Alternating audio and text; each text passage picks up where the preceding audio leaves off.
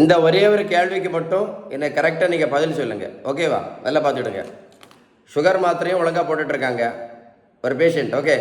Pressure மாத்திரையும் BP மாத்திரையும் ஒழுங்காக போட்டுட்ருக்காங்க. கெட்ட கொலஸ்ட்ரால் மாத்திரையும் ஒழுங்காக போட்டுட்ருக்காங்க. இன்சுலின் ஊசி ஒழுங்காக போட்டுட்ருக்காங்க, சரியா? 3 மாதத்துக்கு ஒருக்க டாக்டரையும் ஒழுங்காக பார்த்துட்ருக்காங்க.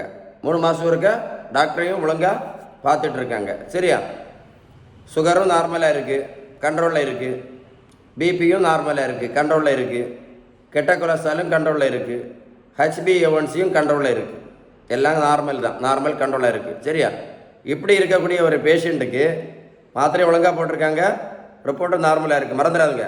இப்படி இருக்க ஒரு பேஷண்ட்டுக்கு ஏன் பக்கவாதம் வருது சொல்லுங்கள்? ஏன் கண்ணு குருட்டு வருது? ஏன் ஹார்ட் அட்டாக் வருது? ஏன் கிட்னி டயாலிசிஸ் பண்ணுறாங்க? ஏன் காலையில் விரல வெட்டி எடுக்கிறாங்க? இதுக்கு தான் நீங்கள் எனக்கு பதில் சொல்லணும். எல்லாம் ஒழுங்காக போட்டிருக்கு, ரிப்போர்ட்டெல்லாம் நார்மல். ஏன் இந்த அஞ்சு பிரச்சனையும் வருது? இதுக்கு தான் நீங்கள் எனக்கு பதில் சொல்லணும். நல்லா கேட்டுடுங்க, ஓகேவா? மருத்துவத்தில் உள்ள ஸ்டாண்டர்ட் புத்தகம் ஹாரிசன். இந்த புத்தகம் என்ன சொல்லுது அப்படின்னா, மாத்திரை இன்சுலினை மட்டும் போட்டுட்டு இருந்தீங்க அப்படின்னா ரிப்போர்ட்டெல்லாம் நார்மலாக தான் இருக்கும். ரிப்போர்ட்டெல்லாம் நார்மலாக தான் இருக்கும். ஆனால்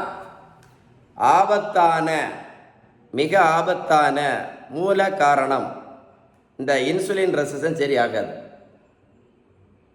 இந்த இன்சுலின் ரெசிஸ்டன்ஸ் என்ன பண்ணணும்னு சொல்லித்தரேன் பாருங்கள். அது நம்ம இரத்த குழாய்க்கு உள் பக்கத்தில் பாதிப்பு உண்டு பண்ணிக்கிட்டே இருக்கும். ஸோ இங்கே பாதிச்சிச்சுன்னா பக்கவாதம்.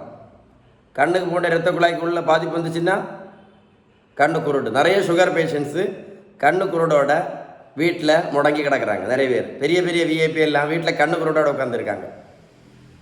இங்கே ஹார்ட்டுக்கு போன்ற இரத்த குழாய் பாதிச்சிச்சுன்னா ஹார்ட் அட்டாக்கு, கிட்னி போன்ற இரத்த குழாய் உள்பக்கம் பாதிச்சுன்னா கிட்னி டயாலிசிஸு, காலுக்கு போன்ற இரத்த குழாய்க்கு உள்பக்கம் பாதிச்சுன்னா கீழே ரத்த ஓட்டம் போகாது, காலில் புண்ணு வந்தால் புண்ணு ஆறாது. இதை விடைக்கும் தெளிவாக உங்களுக்கு யாரும் சொல்லித்தர வாய்ப்பே கிடையாது. அப்போது இதை சரி பண்ணணும், என்ன பண்ணணும்? இதை நிரந்தரமாக சரி பண்ணணுன்னா ஒரே ஒரு வழி தான் இருக்குன்னு அந்த புத்தகம் தெளிவாக சொல்லுது.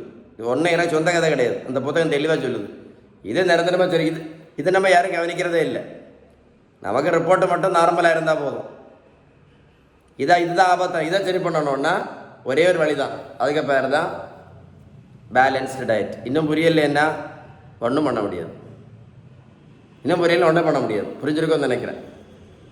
ஸோ பேலன்ஸ் டயட்டு தான் ஒரு ஆளுடைய தலைவிதியை முடிவு பண்ணுமே தவிர இது முடிவு பண்ணாது.